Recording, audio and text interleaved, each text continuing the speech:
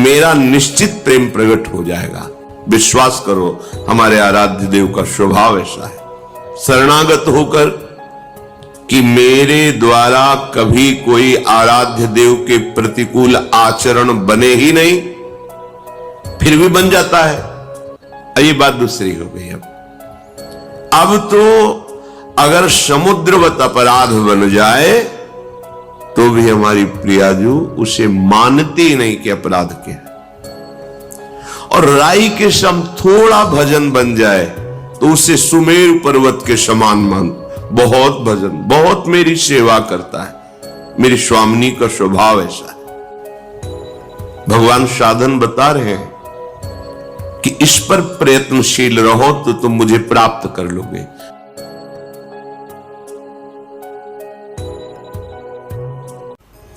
बस इस कृपा का आदर कर लीजिए।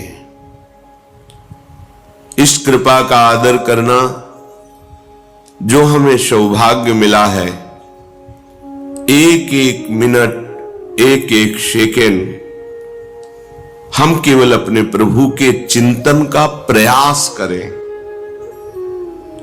ये प्रयास देखकर ही प्रभु रीझ जाते हैं।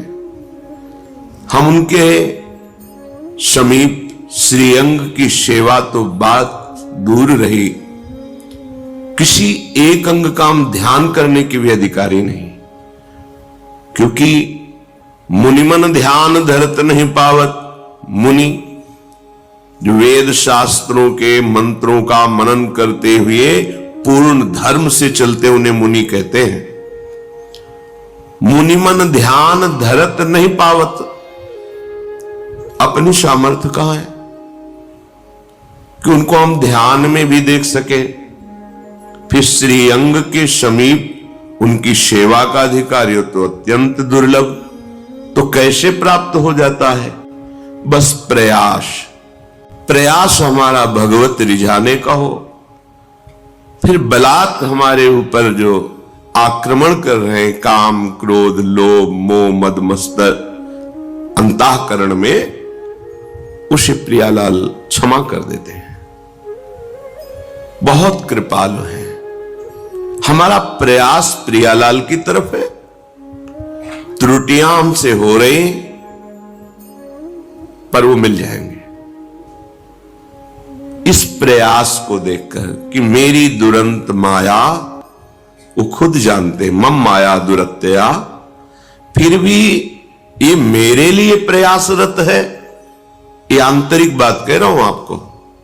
सिद्धांत में तो एक एक सेकंड के समय और चेष्टा का हिसाब होता है। वो आप क्या करते हैं उसी का फल मिलेगा। लेकिन शरणागति में प्रियालाल के चरणों का आश्रय ले लिया, वहां की बात कह रहा हूं। आश्रयदाता इतने कृपालु हैं कि देख रहे हैं कि ये जानबूझकर हमारे प्रति विरुद्ध आचरण कर रहा है, बिल्कुल कोई बात नहीं मान रहा, पर मेरी शरण में है। धक्का खा करके, नाना प्रकार के अपमान सहकर, प्रतिकूलता दिला करके उसको सही रास्ते लाएंगे। शाम दाम और दंड भेद से सीधे रास्ते लाऊं, नकली से बनाऊं असली, भगत मेरे मुकुटमणि। प्रभु का ऐसा प्रभाव है। वो प्रभाव अगर काम न करे तो अपने लोग परमार्थ में चल ही नहीं सकते। पर कहीं वो यदि प्रयासरत है शरणागत होकर कि मेरे द्वारा कभी कोई आराध्य देव के प्रतिकूल आचरण बने ही नहीं, फिर भी बन जाता है। ये बात दूसरी हो गई। अब तो अगर समुद्रवत अपराध बन जाए तो भी हमारी प्रियाजू उसे मानती ही नहीं कि अपराध क्या है। और राई के सम थोड़ा भजन बन जाए तो उसे सुमेरु पर्वत के समान मान, बहुत भजन, बहुत मेरी सेवा करता है, मेरी स्वामिनी का स्वभाव ऐसा है। आंतरिक प्रयास में हमारी शिथिलता और निराशा नहीं होनी चाहिए। आप शरणागत हैं, आपको जितना विवेक मिला है, जितनी सामर्थ्य मिली, बस उससे ज्यादा की आकांक्षा नहीं है। जितना समय मिला है, जितनी सामर्थ्य मिली, जितनी बुद्धि मिली है, उसके अनुसार आप जो सुन रहे हैं उस पे चलने का प्रयास कीजिए। सफलता असफलता हमारे हाथ की बात नहीं। कर्मण्येवाधिकारस्ते, हमारा अधिकार केवल प्रयत्न में है। जब हम अपने अधिकार की बात करेंगे तो लाडली लाल अपना अधिकार हमें प्रदान कर देंगे। विश्वास करो, हमारे आराध्य देव का स्वभाव ऐसा है। और स्वयं श्री भगवान कह रहे कि मेरे प्रेम प्राप्ति का रहस्य मेरे समीप रहना नहीं है। गोपीजनों से कह रहे, यही बात ब्राह्मण पत्नियों से भी कहा कि देखो, मेरे समीप रहने से वैसा प्रेम प्राप्त नहीं हो सकता जैसा श्रवणाद, मेरी लीला कथा सुनने से प्राप्त होता है। भगवान साधन बता रहे हैं कि इस पर प्रयत्नशील रहो तो तुम मुझे प्राप्त कर लोगे।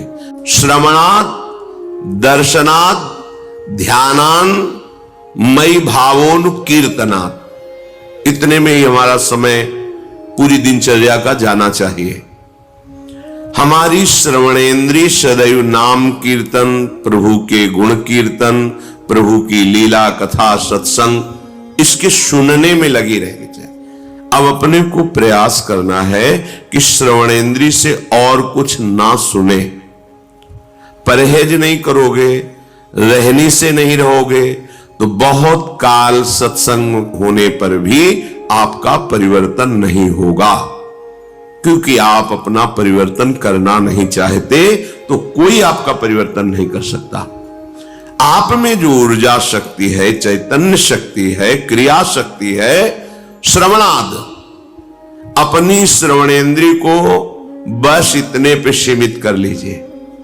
प्रभु की चर्चा, प्रभु के भक्तों की चर्चा, उनकी लीला कथा, सिद्धांत, सत्संग, नाम कीर्तन, यही हमारी श्रवणेन्द्रिय सुने। भगवान आदेश कर रहे हैं कि मेरा निश्चित प्रेम प्रकट हो जाएगा।